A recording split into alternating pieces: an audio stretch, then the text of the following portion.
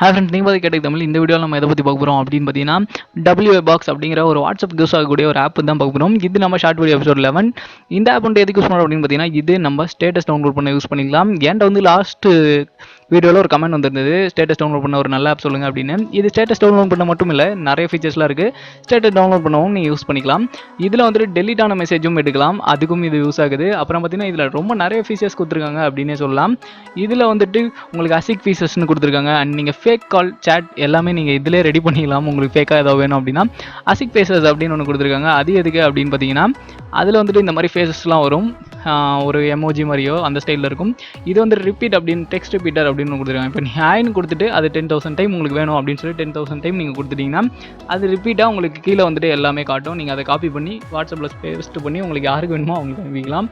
அப்புறம் வந்துட்டு பார்த்தீங்கன்னா இன்னும் நிறைய ஃபீச்சர் கொடுத்துருந்தாங்க. டெக்ஸ்ட் டு எமோஜி அப்படின்னு சொல்லி கொடுத்துருக்காங்க. இதில் நீங்கள் ஒரு டெக்ஸ்ட்டை க்ரியேட் பண்ணுறீங்க, ஹேன்னு அனுப்புறீங்க, உங்களுக்கு தேவையான ஒரு எமோஜி அங்கே வச்சிட்டிங்க அப்படின்னா அந்த ஹேய் வந்துட்டு ஃபுல்லாக அந்த எமோஜி மாதிரியே வந்திருக்கும். ரொம்ப நல்லாயிருக்கு அப்படின்னு சொல்லலாம். இந்த மாதிரி நிறைய விஷயங்களுக்கு இந்த ஆப் யூஸ் பண்ணலாம். உங்களுக்கு இந்த ஆப் யூஸ்ஃபுல்லாக இருக்கும்னு நினைக்கிறேன்.